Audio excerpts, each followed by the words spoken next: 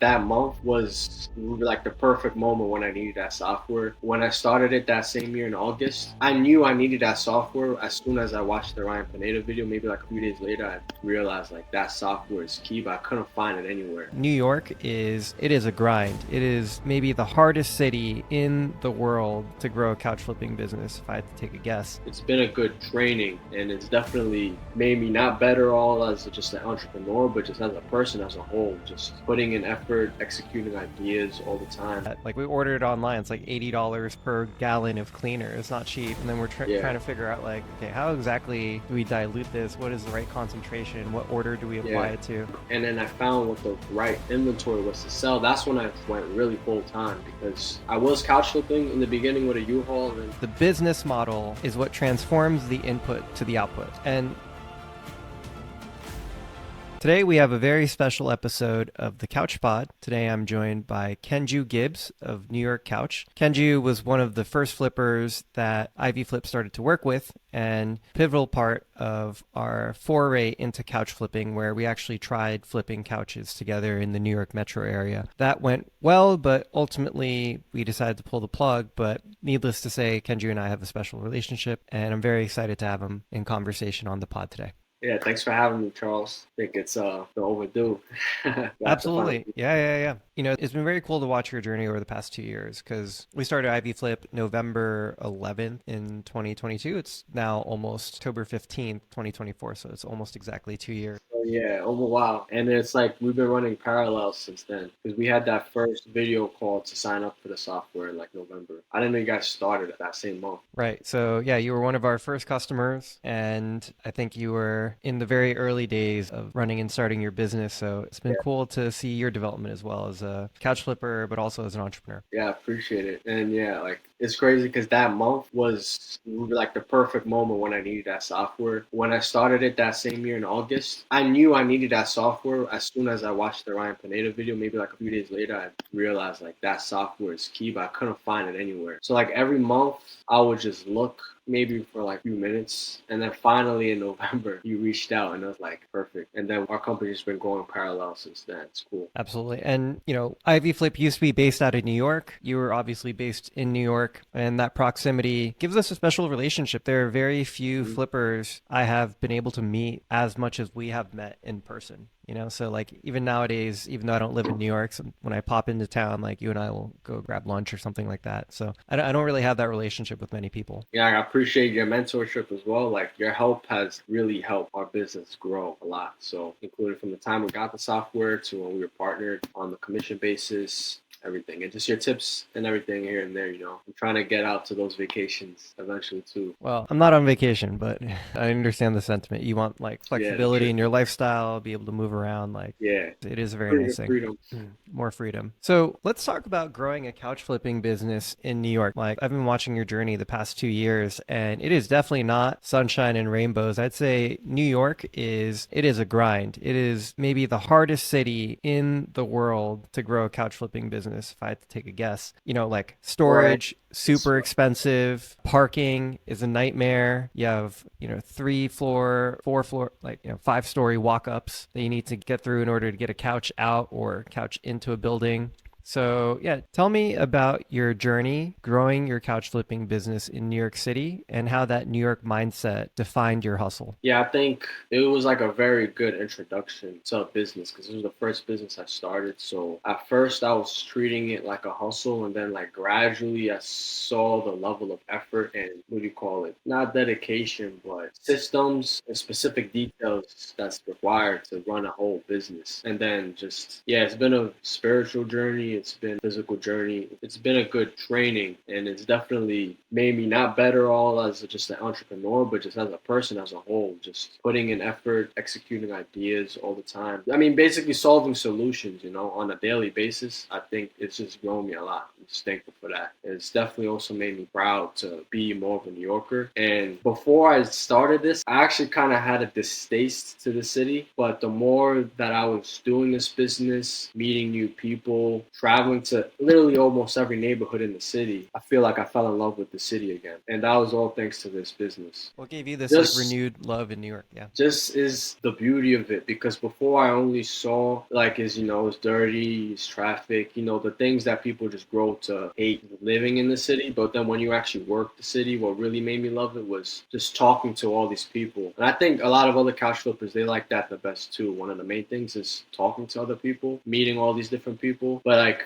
in New York City, I feel like it's unique because you see a totally different range of people. So I've had the couches delivered to a homeless guy who had his first apartment 12 years, and we moved it into his apartment. And I've even had very wealthy woman living in like a high rise in Manhattan. So it's like it's so interesting to see the different people, like hundreds or maybe like thousands of different people, and then just trying the pizza in all other neighborhoods, trying to survey which is the best one. Yeah, New York City is a city with amazing contrast. You have very poor homeless people to the ultra wealthy and everything in between. But generally, the idea is if you can make it in New York City, you can make it in any city in the world. So it's definitely not for the faint of heart. Yeah, I learned that the hard way. But that's also what really made me more prideful and love the city more. Is like, yeah, it is a big filter for business owners here. But if you could get through that big filter, it's a very special thing. So, yeah. Absolutely. I mean, you have to deal with a lot of stuff that if you're running a couch flipping business in Texas or Wisconsin, you may not even fathom the challenges that you have in operating a business in New York. Yeah, you go over the wrong pothole, that could cost you $1,000. Yeah. I mean, my dad used to run used to sell counterfeit merchandise in Chinatown, right? Like he had Yeah,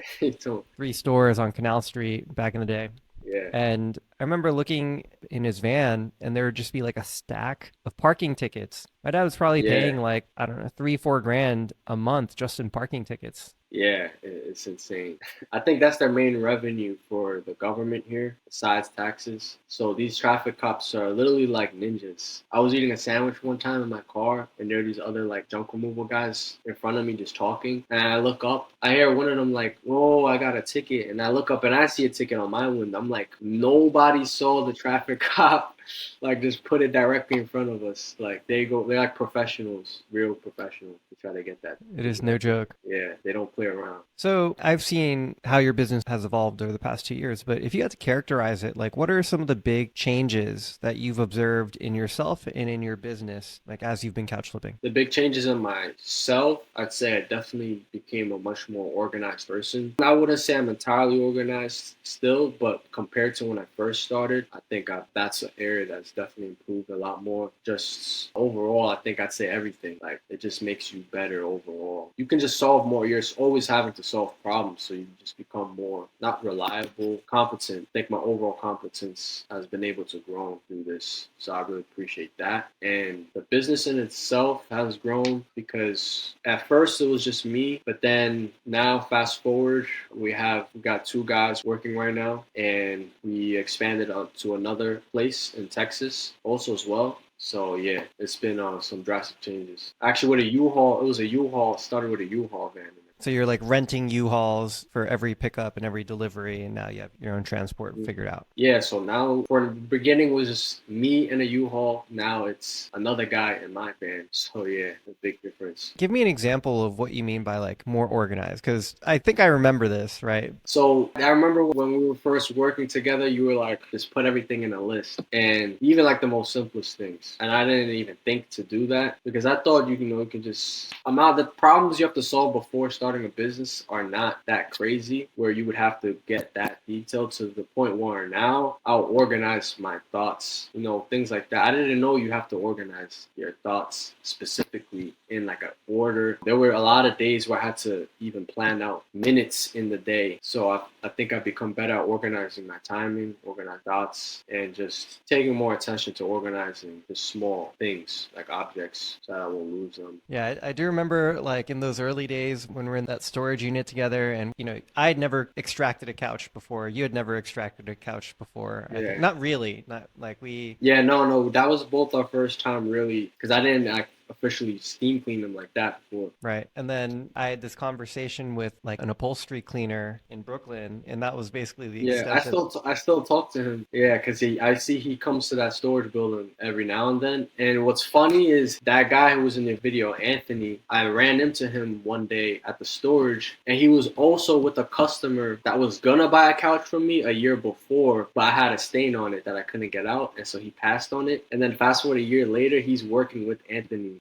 As I'm bringing a couch out, I'm like, oh wow, that's funny. He passed on the couch that had a stain on it. Now he's a professional clean cleaner. And then what's even more crazier is like a month ago, I bumped into him again. Turns out he lives like a few houses down from me. So it's crazy how it works. It was a small world. It might be a sign. He's a good guy. Like I remember those days when we were in the storage unit and we're trying to get stains out of this couch. We're like, we go and buy the solution that like we ordered it online. It's like $80 per gallon of cleaner. It's not cheap. And then we're trying to figure out like, okay, how exactly do we dilute this? What is the right concentration? What order do we apply it to? And something that on paper seems very simple when you're doing it for the first time can be challenging. Yeah, I think the thing that killed me about how we're operating in that moment was the lack of organization. It was like, okay, before we start, we need to make sure we have all the materials that we need to complete the job. It's kind of like the concept of mise en place when it comes to cooking. So if you're like a professional chef in a kitchen, you prepare all of your ingredients, you chop them up, you get everything ready so that you can combine them at the right moment, right before the food is ready to go out to the customer. And that prep time, doing that prep work ahead of time dramatically cuts down on your cook time so that your dishes can leave the kitchen quickly and then make it to the customer, and also just overall improve your efficiency. What is it called again? Mise en place. Mise en place. Yeah, I never even considered that before. At that moment, I was just raw dogging everything, just go straight,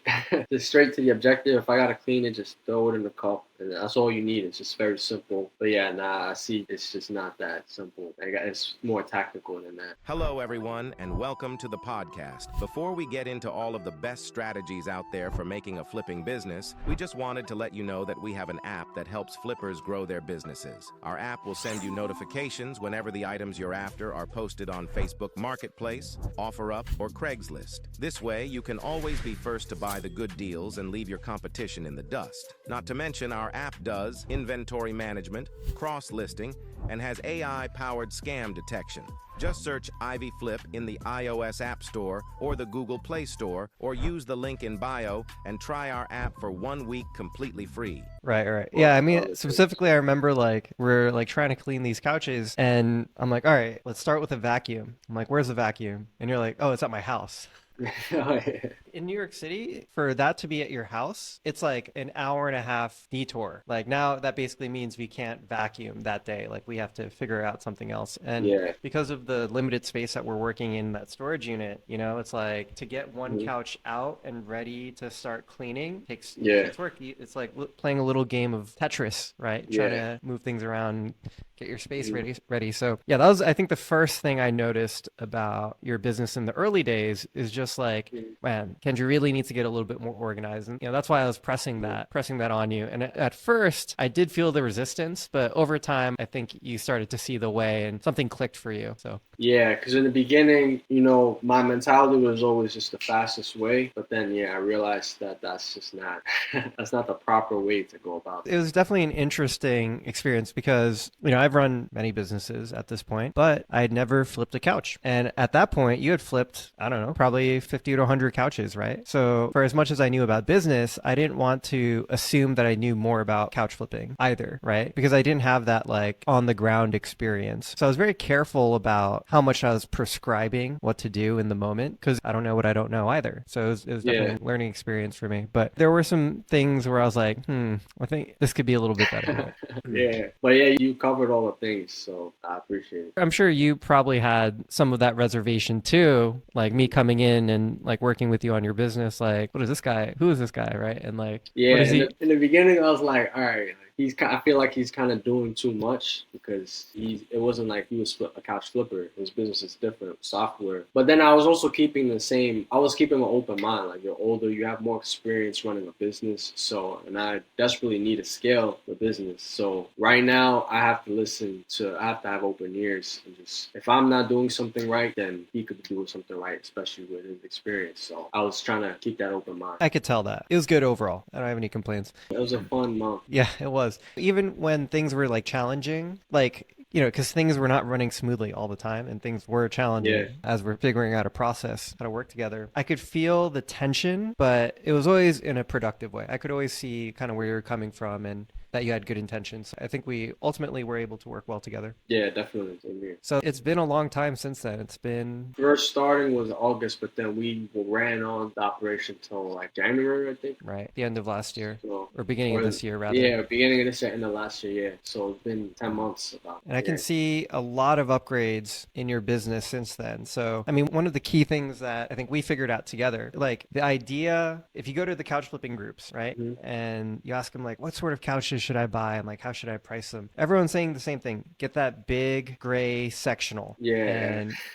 pick it up for $200, flip it for $600 to $800. There's certainly a yeah. business model there, but actually one of the first observations I made coming into working with you is like, where are we going to fit these big ass sectionals? Maybe we should, in New York City, like space Yeah, is a constraint. Storage, cost of storage is very expensive. right. Sectionals are bigger and heavier. That was also my thought for like a whole 4 months. And then once I finally joined the group and then I found what the right inventory was to sell, that's when I went really full time because I was couch flipping in the beginning with a U-Haul and then got the van, but I was still doing moving jobs to supplement. So yeah, but yeah, I thought because for the longest I thought people are just too cheap here. Big couches like that will definitely probably not do good. So just do love seats. Just selling love seats. Yeah, the love, like, I've never really seen someone do well with love seats, but Yeah, that's not.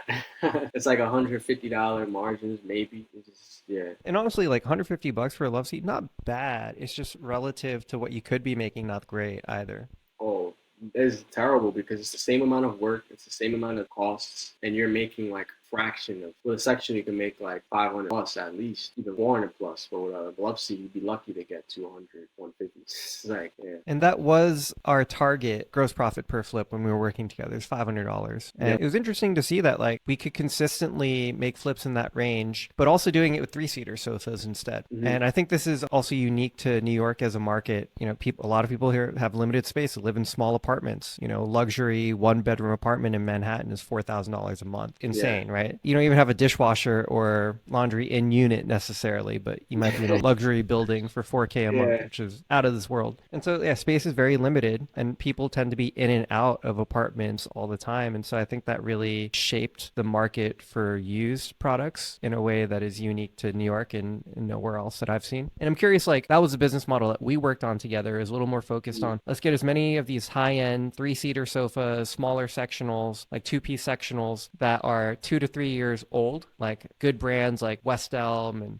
Mm-hmm. Restoration Hardware, Design Within Reach, Mitchell Gold, etc. And so we're not buying like really old stuff that needs a ton of work. We're targeting things that we can flip quickly, that are going to be easy to transport in and out, and something that we can just generally be more efficient with and make $500 on the flip. Yes, yes. You were saying that you were switching to inventory that moves in and out quickly. Yeah, we can like couches that are a little bit easier to work with, that don't require a lot of cleaning, that we can flip quickly and still make $500 per flip. And I'm curious how the business model has changed, if at all, since, the past year. Pretty much the same, that same inventory. That was a big thing that you had noticed because before that, I was switching from the love seats to only sectionals. And I didn't realize, like, some three-seaters can still actually have some good margins. So that was big. But yeah, since then, I've been stayed really the same model. The only big addition is the new inventory. We're selling brand new couches as well. The brand new overstock that you got. And we also partnered with this brand in America. So that's very nice. It's a very good new addition. But other than that, yes, the same classic style. So you're selling new couches, some I've connected you with, and then the others, you have a retailer or is it a manufacturer? Like they're actually making the couches, right? I think you told me about this. So yeah, they're actually a brand. So this brand is actually something that this guy created, but he is originally from a Turkish company in Europe. And it seems like they're pretty huge out there in Turkey and Europe, but he had ventured off away from his family company and started this business over here. So he manufactures it, but he's also a brand. So it's a company, is a brand also is growing. So he's selling you overstock or returns? No, these are completely brand new. Like he'll make them on demand from his factory. Yeah, he can make them on demand, customizable, and it's completely brand new. How's that been going? Like, I think I've seen some of these pieces on your website, so they look quite nice. Yeah, it's been all right. Like, we're still trying to test different models. What's proven to be difficult is that selling no name brands or selling couches from a brand like what I'm doing. Their brand is still a startup, so they're getting really officially to launch this year. Right now, it's just kind of like a proof of concept for them. So it's without investing into alternative marketing methods outside of marketplace, it's kind of hard to sell no name brands or low key brands without you yourself investing into your brand more. So that's kind of been difficult, but it's been a good help to supplement with some inventory.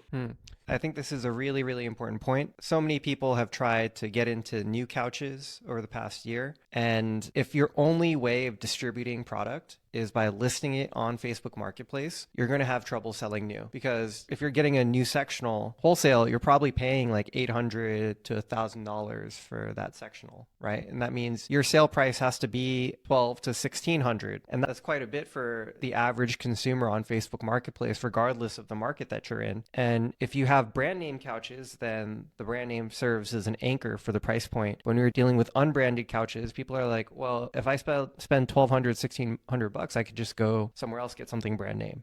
Right, yeah. And also, it's a kind of a trust issue. When you have thousands of dollars invested into your marketing budget, there's more of a trust. Because they found you on Google page, there's more trust. But if they find you on Marketplace, it comes with the air of suspicion, because everybody knows all the scammers that's on there nowadays, which is proven difficult for us. Absolutely. Yeah. So super important. I think flippers need to diversify how they're getting inventory. You can't just be looking for individual couches on Facebook Marketplace. That'll only get you so far before it's like really untenable and unscalable. And then you also need to diversify the ways in which you sell couches. If you're only posting products on Facebook Marketplace, you'll never reach the full potential of your audience. Obviously, in New York City, there are a lot of really rich people. There's a lot of money waiting to be spent in New York City, but you're not going to be able to tap into that if your distribution is solely focused on, I'm going to buy products and put it up on Facebook Marketplace. You have to build a brand. Yeah, you definitely, if you want to scale to that next level, gotta build a brand. That's the key area that I've been trying to focus on for like the past month. If I had to give you kudos for one thing, it's really how you've built your business couch by couch over the past 2 years. Like, you really bootstrapped the fuck out of this thing. Like, it's hard. Bootstrapping is very hard. Like, I've done it before where, all the money you make is going to not only pay for your lifestyle, like rent, expenses, but you're also trying to use it to fund the growth of your business. And so any setback can be substantial, right? And I've seen you go through a lot of this over the past 2 years. Yeah, maybe you could share with the audience some stories about setbacks that you've encountered and how you've been able to learn from those and grow. Oh, I mean, I don't know where to start. There have been many setbacks. Like, cars been towed, cars been broken, gotten robbed, different things. But I'd say that's a part of where I'd say the spiritual journey comes in, because when you look around and things aren't really going your way, it does take faith. At the end of the day, when nothing is going as planned, at the end of the day, it's going to take faith. And I'd say the key component that has really guided me through all of this is God, because I do believe, I am religious, so I believe in God. It brought me closer. Before, I was kind of more skeptical. Even now, I'd say there is a percent, but I'd say whatever you want to call it, God or that clear conscience that always has the right sound decisions, I've come to now realize that in the heat of the moment, there is a voice, or there is an opinion or thought, whatever you want to call it, that is kind of separate from your own personality, that gives you the proper guidance to make the proper sound decision to get out of that whatever situation it is in a sound and efficient way. So I think that's really been the only reason why I'm still operating, because a lot of these pitfalls, it's actually just our own bad decisions too. So I can see that. And I can see the growth too. So coming from humble beginnings, where are you at with the business today? So today, we're still really focusing focusing on trying to grow. We have one full-time guy now, one part-time guy. And so where I'm at right now is I have all the physical labor outsourced. But on the other hand, there's still like 30 hours a week virtual work that has to be done. So I've just been doing that. Next step will be getting a virtual assistant, whether it's one of the ones we were working with before or somebody brand new. Once we have a virtual assistant, everything will fully be outsourced. So I'll be able to fully devote my time to other things as well. So that's where we're at now. And also really focus on branding, social media aspect of things so that we could take it to the next level. That's where we're at right now. How much have you done in revenue the past month or like 30 days, let's say? Do you have an idea? The past month, I'd say like $12 to $15,000. Yeah. And how have you seen your time? How's your like time allocation shifted? It sounds like, before you're definitely an operator in the business, like doing all the work yourself, and now you're doing some more delegation. So tell me about that process. Like, how are you focused? Like, what is the highest priority usage of your time nowadays? So now most of my time is just sourcing, responding to sales, posting. But yeah, a majority of my time really is sourcing, sales, and then trying to manage whatever random problem that comes for that week.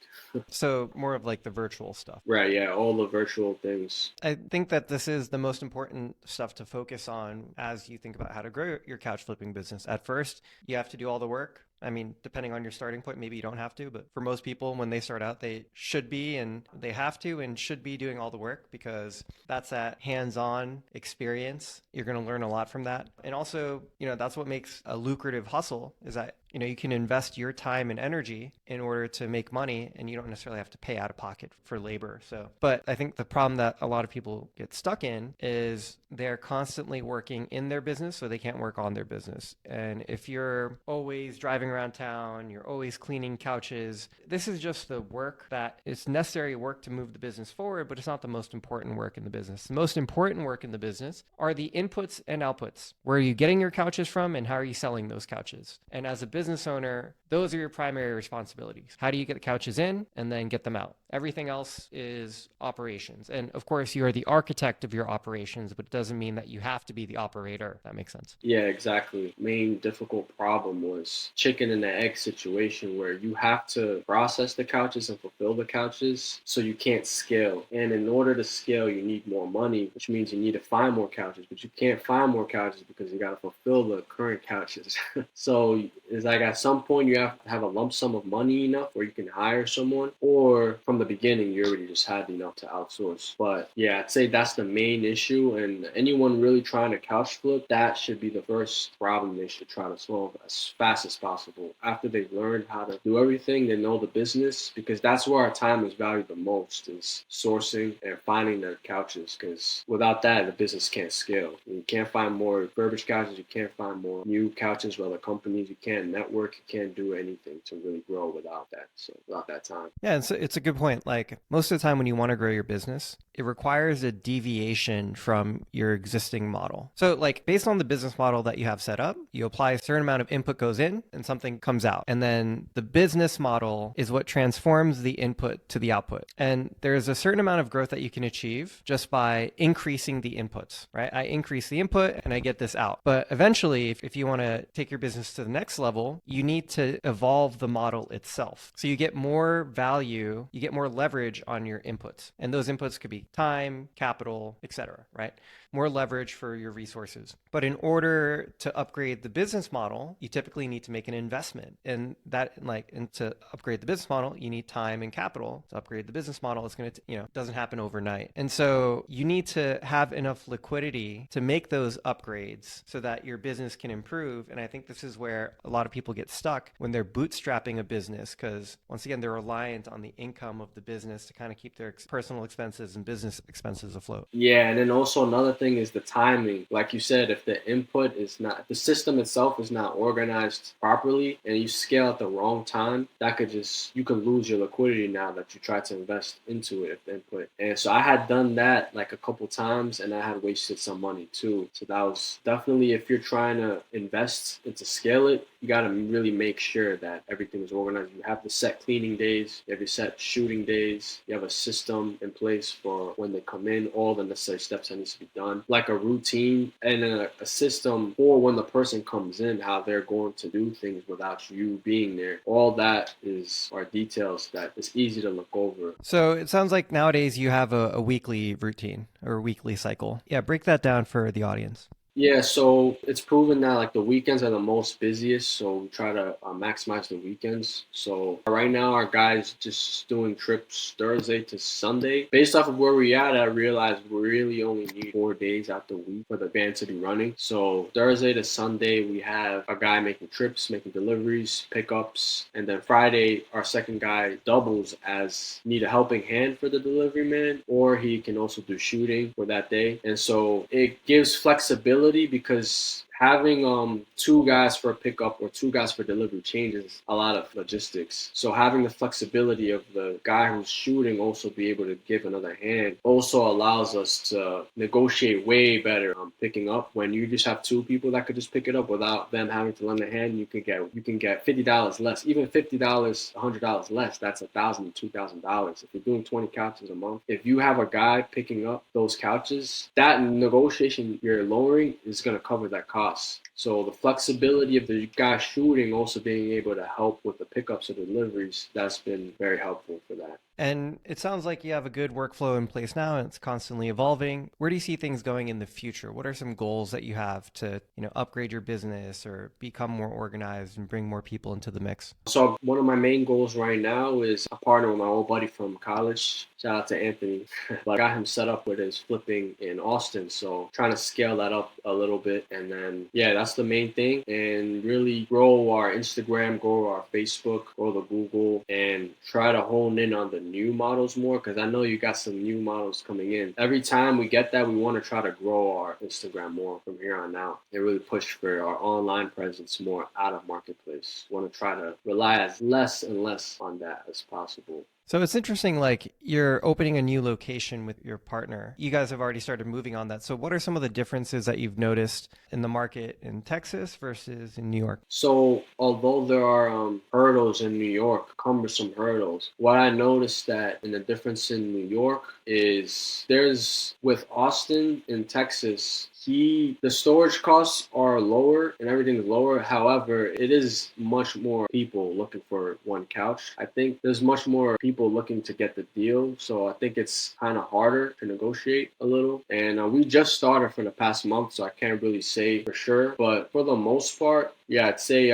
pretty similar styles. Yeah, I'm just still kind of learning actually, it's been the past month. So you're saying that it's more competitive for inventory? I say that, but I'm actually not sure. Yeah, I'm not sure really if it's more competitive. I say it's maybe about the same. I don't know. Yeah. I do think New York is a very unique market. We did this for like a month or two experiment, right? Where we did sourcing in New York and, well, I'm talking about Ivy Flip specifically. Ivy Flip, we did sourcing in New York and we also did sourcing in Philadelphia. And the New Yorkers, like you could tell them, oh, we're couch flippers and, this is our hustle. We make some money doing it. And they're like, oh, that's cool. Like, take my couch. I'm moving. Get the shit out of here. And then the Philadelphia people, they'd be like, oh, you guys are couch flippers? I would rather die than give you this couch.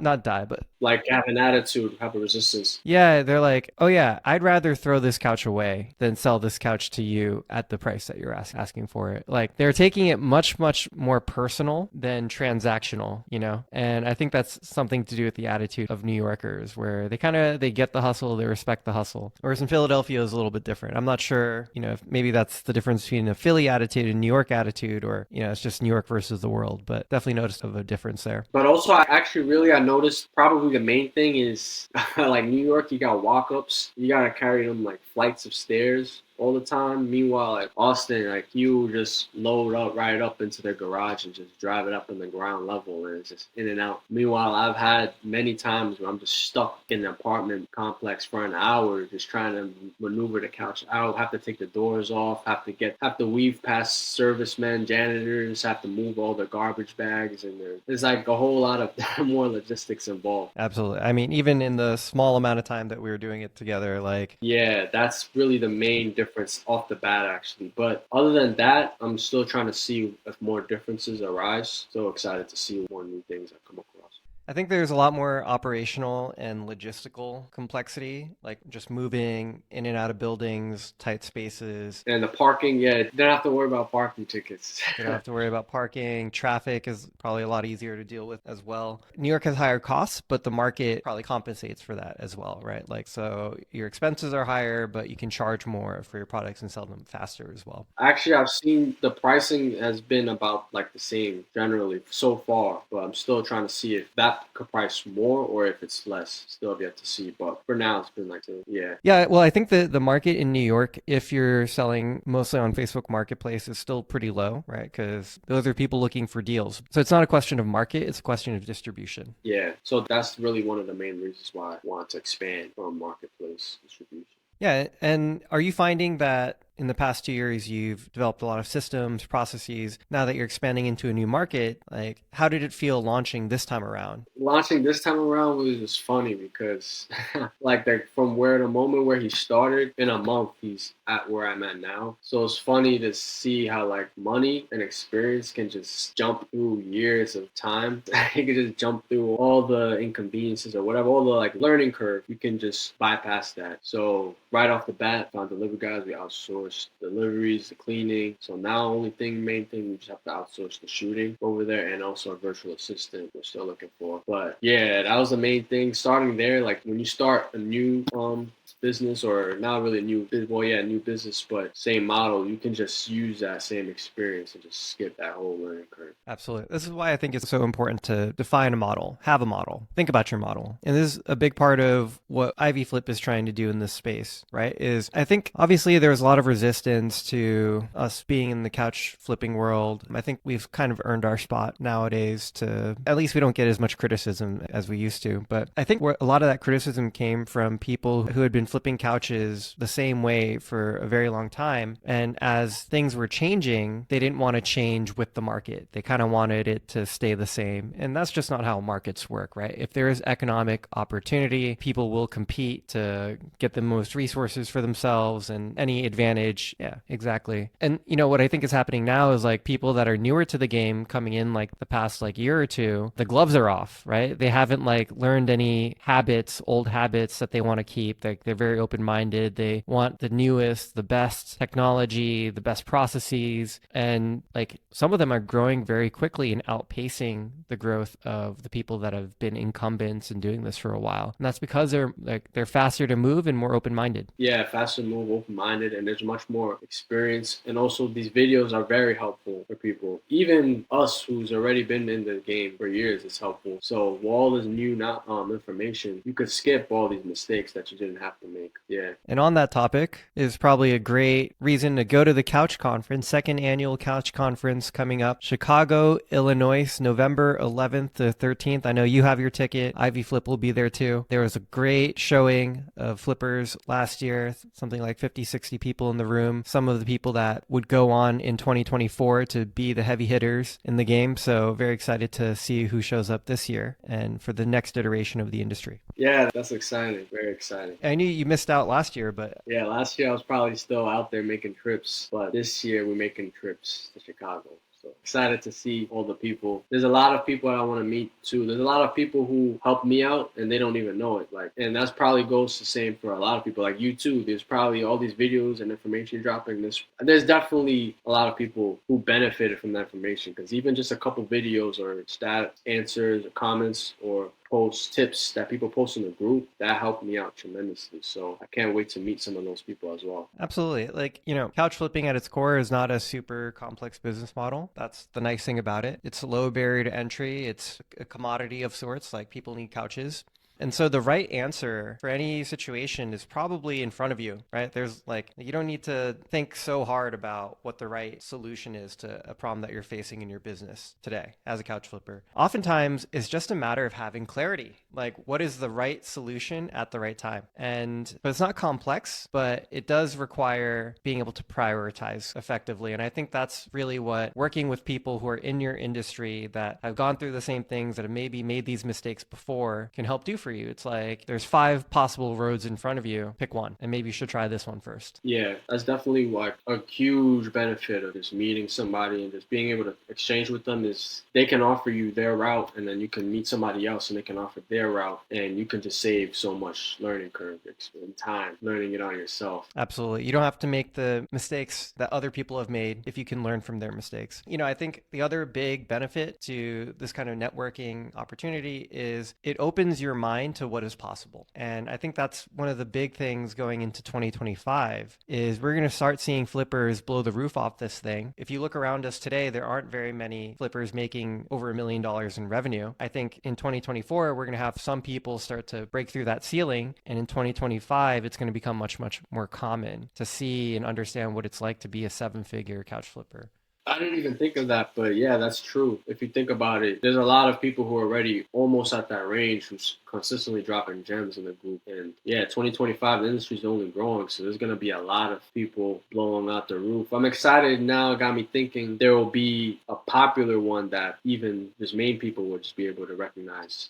Right now it's still low key, but eventually this pre-owned refurbishing industry will become mainstream, and then there will be some brand names in Chicago or California that anyone on the street would just be able to know. That's exciting to think about. Maybe even national. And even a national brand here. Actually, I'm going to be speaking at the conference exactly on this topic, which is like, how do industries get formed? Giving examples of some other industries where, something came out of nothing and how people made money in the growth and the emergence and growth of these industries and why that opportunity exists for couch flippers today. There's a whole reason why Ivy Flip is in this space. So excited to, put my thoughts together in a more organized way and share that with all the attendees. Yeah, I appreciate that. That's definitely beneficial because we need some people who have insight into other business, like business as a whole, because I think a majority of the flippers in this is their first business. And we don't even really understand like a whole new industry is being formed right now that we're all a part of. I think that's special. But there has to be those people that could shed insight and offer services with that insight and experience to help people out. So,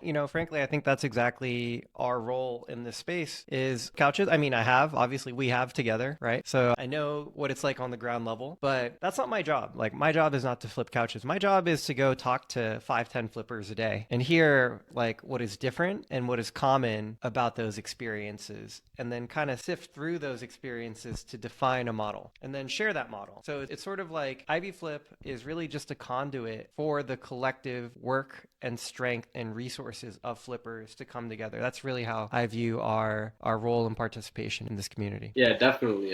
You helped me out too, so help my business out too. So if you guys could do that for other people, that'd be awesome. I think so. And the way we did it was like very off the cuff. We're kind of figuring it out in the moment together. But I think in the future, we can extract that into a model. So for example, like you want to go start a McDonald's, right? Like you go to McDonald's, they're like, okay, you can open a franchise here. Here's all the inventory. Here are the processes. Here's how you market yourself. And like they have nailed down the model of being a McDonald's. And I think we can create something similar for couch flipping. Hey, you want to be a couch flipper? Okay, here's like how you get started. Here's how like the best practices for getting inventory, how you operate, how you get organized, how you market and sell yourself. And then here's an entire like tech platform to boot. So I want to create something as clear as that for flippers to come in the future so that if you're hungry, you want opportunity, you're willing to work hard, there's an opportunity for you. Right. You guys are, what do you call like the scribe of history when the event is going down? You guys are scribing the history. So you guys are taking the blueprint for this industry that's really growing in front of our eyes. But that's like really also another special thing, like to see the people in this convention, because these are all the people who were growing industry together, literally a new industry. So yeah, it would be fun to see all these people who are doing the same thing as you and invested in the same new industry as you. I don't think it's that often you have industries like this grow, so and be a part of it. It's really cool to be on the ground floor of something new. I've been an entrepreneur a long time, like 10 years at this point, and I've never had a chance to do something like this. So, but yeah, on that note, I think this is probably a good place to end the podcast. We're at our time. Kenju, thanks so much for coming on the pod. This is an episode I've been looking forward to recording for a long time and excited to keep track of your growth, and hopefully we can do another check-in the future. Appreciate it, man. Likewise. See you, man.